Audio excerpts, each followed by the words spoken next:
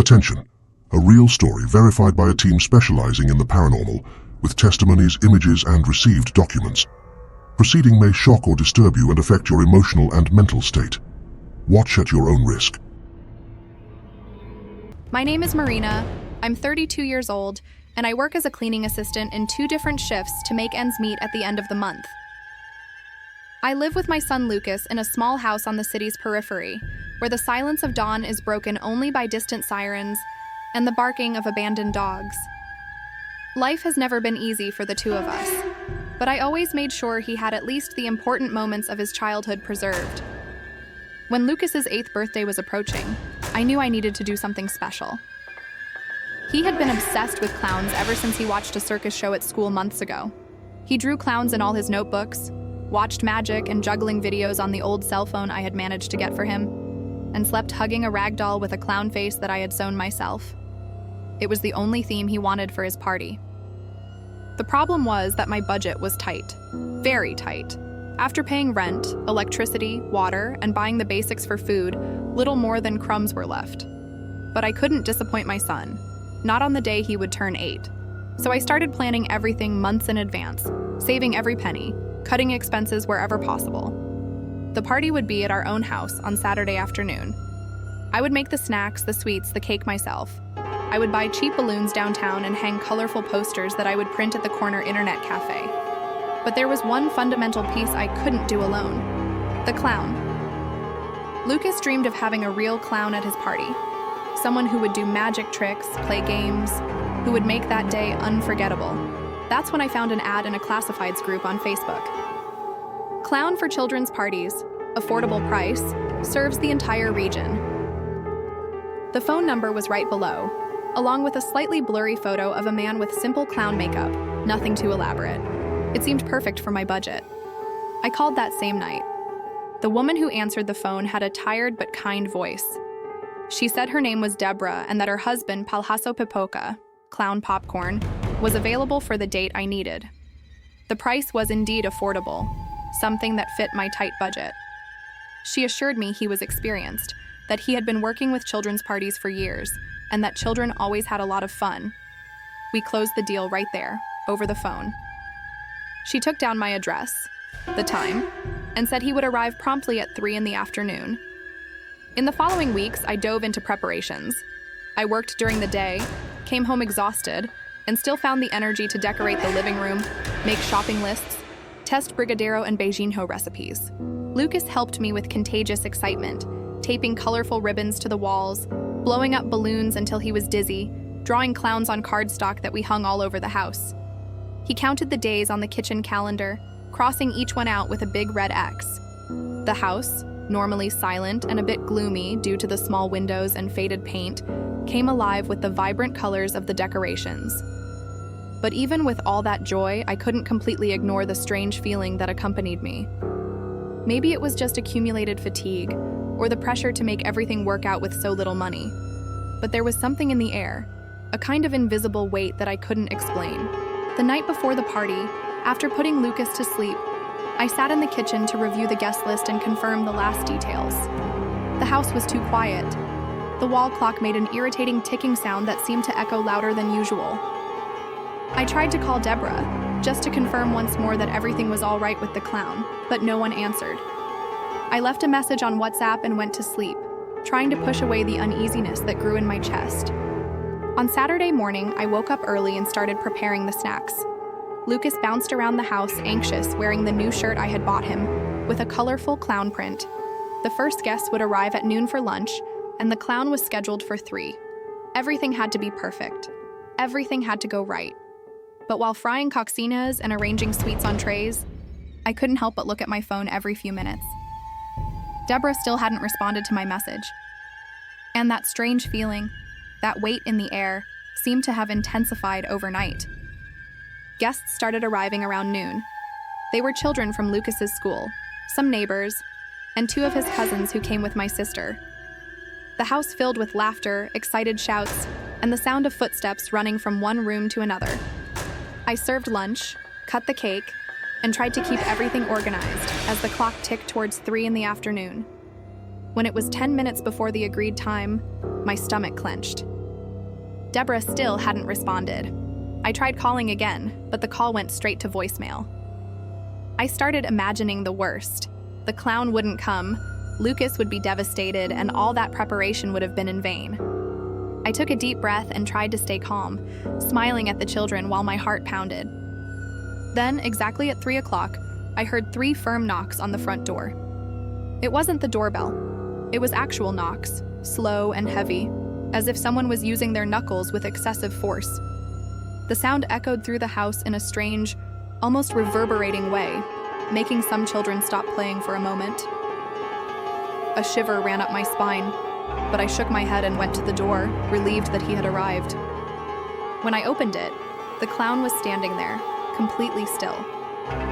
And the first thing I thought was, this cannot be the same man from the photo. The costume was too elaborate, too professional. The fabric was a vibrant, gleaming red, with golden details that seemed to reflect the light in an almost hypnotic way. The white gloves were impeccable, without a single stain. His face was covered in perfect makeup, white as porcelain, with an exaggerated red smile that stretched almost to his ears, and eyes outlined by deep black circles. But what disturbed me most was the silence. He said nothing.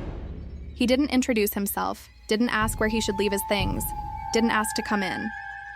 He just stood there, still, staring at me with those fixed, empty eyes, as if he were waiting for some silent permission. His painted smile was wide, but there was no warmth in it. It was like looking at a mask. I tried to break the awkwardness. I said my name, thanked him for coming, explained that the children were eager. He didn't respond. He just tilted his head slightly to the side, like a curious bird, and took a step inside the house without waiting for me to invite him. His huge, red, pointed shoes made no sound at all as they touched the floor. Lucas came running from the back of the house, his eyes shining with excitement. He stopped in front of the clown and gaped, as if in the presence of a celebrity. The clown slowly knelt down to my son's height and made an exaggerated gesture of surprise, bringing his gloved hands to his painted face. Lucas laughed, enchanted, but I couldn't take my eyes off that fixed smile, that expression that didn't change no matter what he did. Something was wrong. I knew it deep in my chest, in that instinctive part that warns us when danger is near. But the children were already gathering around him, excited, and Lucas was beaming. So I swallowed my uneasiness and let him begin the show. The clown began his performance in the living room, where I had moved the furniture to create more space. The children sat on the floor in a semicircle, their eyes glued to him, while I leaned against the back wall, watching. He didn't utter a single word, not even a sound.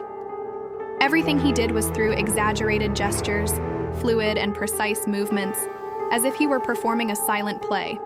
And he was good, too good. He started with juggling, pulling colorful balls from his costume pocket and making them dance in the air with an impossible skill. The children applauded, amazed. Then he pulled handkerchiefs from his sleeve, one after another, in an endless sequence that drew laughter. But what really unnerved me was when he did a magic trick I had never seen before. He held out an empty hand to Lucas, showed his palm for everyone to see, turned it over. Nothing. Then he closed his fist, blew on it, and when he opened it again, there was a perfect red rose, with moist petals as if it had just been picked. Lucas took the flower with wide eyes, smelling it with a huge smile. But I felt a chill run down my neck. That wasn't an ordinary trick. There was no way he could have hidden such a large, fresh rose like that. The games continued, and with each passing minute, I felt more uncomfortable. The clown never blinked. I realized this after a few minutes of observing him. His eyes remained fixed, open, staring at the children with a disturbing intensity. And that painted smile never changed, never faltered, even when he moved quickly or made abrupt gestures. It was as if his expression was frozen in time. Then he started a game of musical statues. He put on some lively music from a small speaker he pulled from a bag I hadn't even seen him bring. The children danced, jumped, and when the music stopped, they all froze. But there was something wrong with the music. It sounded distorted, as if it was playing at a slightly incorrect speed, with a background hiss that made my teeth clench. And whenever the music stopped, the silence that followed was heavy, oppressive, as if the air had grown denser. During one of these pauses, I looked down the hallway leading to the bedrooms and saw something that made my heart pound. A shadow. Quick, fleeting, gliding along the wall as if someone had run past. But no one was there. All the children were in the living room. I blinked, trying to process what I had seen, but when I looked again, the hallway was empty and silent. I turned my attention back to the clown. He was standing in the center of the room, his back to me, watching the children. And then slowly, without anyone else seeming to notice, he turned his head in my direction. Only his head. His body remained motionless, but his neck rotated at an unnatural angle until those empty eyes were fixed on me. My blood ran cold. He stared at me for long seconds, and then, still with that painted smile, he blinked. Once. Slowly. Deliberately. My legs felt like jelly. I gripped the wall, trying to breathe, trying to convince myself that I was imagining things. But I wasn't. I knew I wasn't. Something was profoundly wrong with that man. The games continued, but now I could barely pay attention. My mind was racing, trying to find a rational explanation. Maybe he was just very professional, very dedicated to the character. Maybe I was too tired, too stressed, and my imagination was playing tricks on me. But then I heard a sound coming from the kitchen. A slow drag, as if something heavy was being pulled across the tiled floor. I quietly left the living room and went to the kitchen. It was empty. But the chair I had left leaning against the table was now in the middle of the room, facing the door, as if someone had sat there and then left. My heart was pounding so hard I could hear it in my ears. I pushed the chair back into place, my hands trembling, and rushed back to the living room. The clown was now doing card tricks, dealing them out to the children and making them disappear and reappear in impossible places. But some of the children started to look uneasy. A girl, the neighbor's daughter, was sitting in the corner, hugging her knees, with a frightened expression on her face. Another boy had gotten up and was standing near his mother, holding onto the hem of her shirt. They felt it. They also felt that something wasn't right.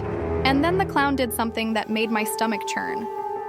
He pulled a red balloon from his pocket, inflated it without using his mouth, just blowing with his hand, and shaped it into a dog. But when he finished, the balloon didn't look like an ordinary dog. It looked crooked, deformed, with wrong proportions that made the figure seem sickly. He handed it to one of the children, who took it hesitantly, and then the balloon burst on its own. The pop was loud, dry, and made several children scream in fright. The clown didn't react. He just kept smiling, motionless, staring at the child who was now crying softly. And it was at that moment that I realized only my son was still enjoying the performances. The clown slowly stood up and, for the first time since he arrived, made a gesture that seemed intentional. He pointed down the hallway towards the back of the house and then began to walk in that direction with measured, silent steps. Some children followed him, curious, including Lucas. My instinct screamed for me to stop him, but my voice failed. My feet seemed glued to the floor. He stopped at the door of Lucas's room, that small room at the end of the hallway, and made an inviting gesture for the children to enter.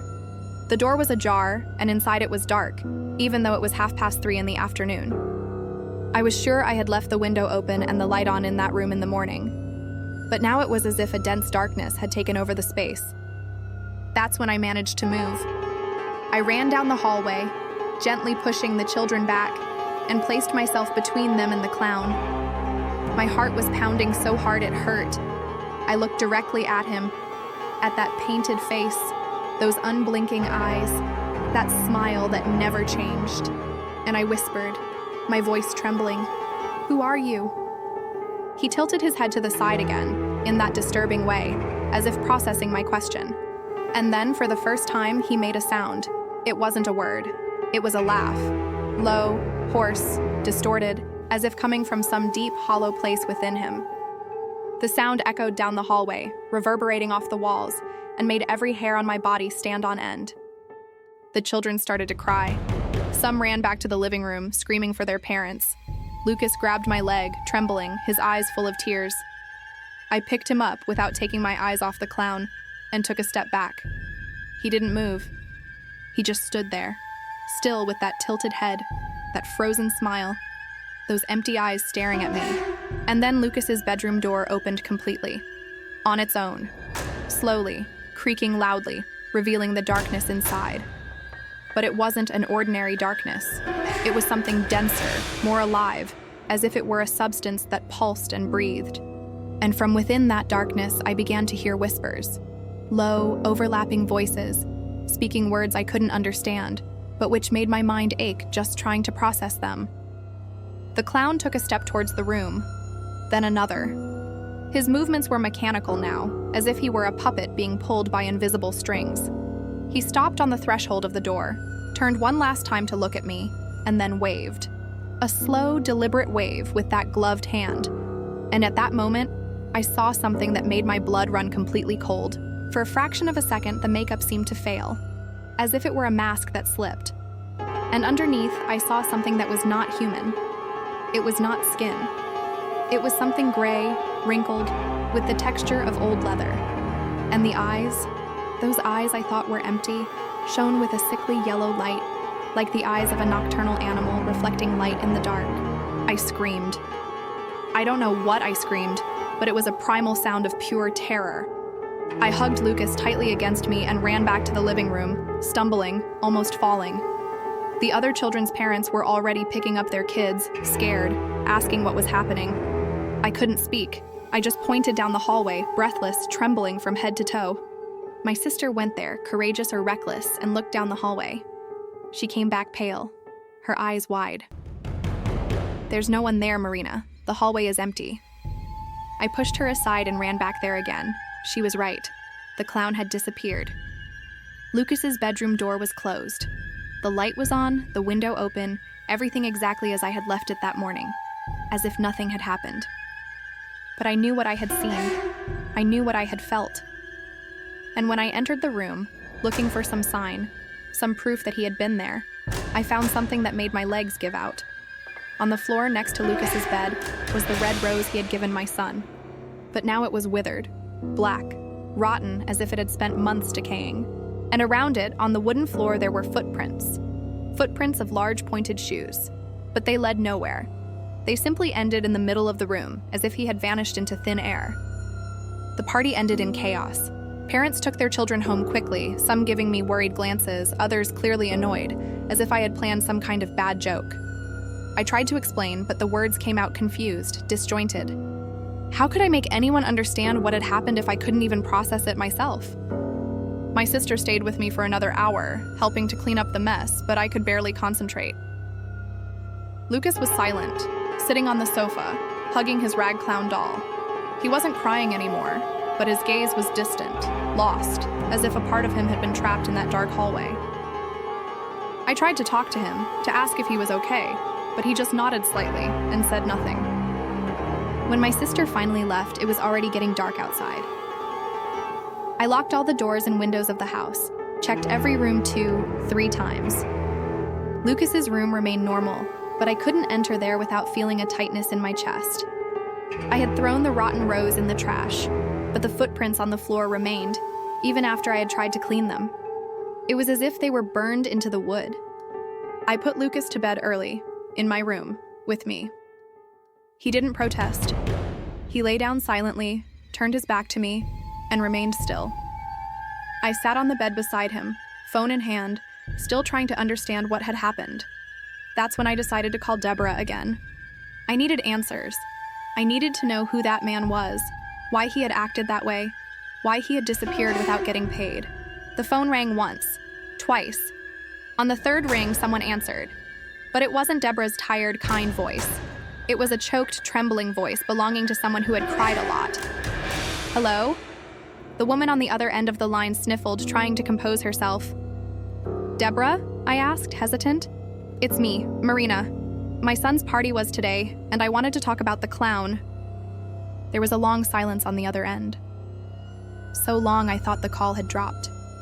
Then she spoke, and her words made my world collapse. "Marina, I'm so sorry. I should have called sooner, but I couldn't. I couldn't talk to anyone today." My stomach clenched. "What happened?" My stomach clenched. "What happened?" "My husband..." Her voice broke. and she sobbed loudly. My husband was in an accident this morning. He was coming here to pick up the costume and materials for your son's party when a truck lost control on the highway. It was a head-on collision. He died instantly, Marina. He didn't even make it out of the hospital. He was pronounced dead at 9:30 in the morning. The phone almost slipped from my hand. My mind froze, unable to process what I had just heard. But that's not possible, I whispered, my voice failing. He was here. He did the party. He was in my house at 3 in the afternoon. The silence on the other end was deafening. Then Deborah spoke, and her voice was filled with a fear that mirrored my own. Marina, what are you talking about? My husband died this morning. He couldn't have gone to your house. He's been in the morgue since 10 o'clock. My breath caught in my throat. The walls of the room seemed to be closing in around me. No, you don't understand. He was here. He did magic tricks, played games. He was wearing a red and gold costume. Red and gold? Deborah's voice rose an octave, filled with panic. Marina, my husband's costume was blue and white. Simple. He never had a red costume. Never. I felt the room spin. My vision blurred, and I had to grab the edge of the bed to keep from falling. So who was in my house? Deborah didn't answer. She just cried, a low, desperate cry, and then hung up. The sound of the dial tone echoed in my ear like a silent scream. I let the phone drop to the floor, my hands shaking violently, and looked at Lucas, who was still turned away from me, motionless. And that's when I noticed. He was holding something that wasn't there before. I got up slowly, my heart pounding, and went around the bed to see what it was. My blood ran cold. In my son's hand, clutched against his chest, was a card, an old yellowed card with burned edges, and on it, written in red, uneven letters, was a phrase that made my world crumble. Thank you for the party. Until next time. And underneath, drawn with ink that seemed fresh, still shining, was a smile. That wide, exaggerated, impossible smile. The same smile I had seen painted on that face. I snatched the card from Lucas's hand with a sudden movement, and he woke up startled, his eyes wide and confused. He looked at me as if he didn't recognize me for a moment, and then he started to cry. Not the cry of a frightened child, but something deeper, more visceral, as if something inside him had been broken and couldn't be fixed. I hugged my son tightly, pressing him against me, feeling his small body tremble in my arms. I whispered words of comfort that I didn't even believe myself, empty promises that everything was fine, that it had just been a nightmare. But I knew the truth. And deep down, he knew it too. That night, I couldn't sleep.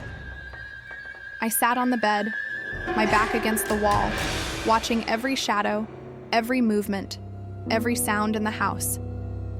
The wall clock continued its relentless ticking, but now every second seemed like an eternity. With every creak of the wood, with every gust of wind that made the windows vibrate, my heart pounded and my hands clenched into fists.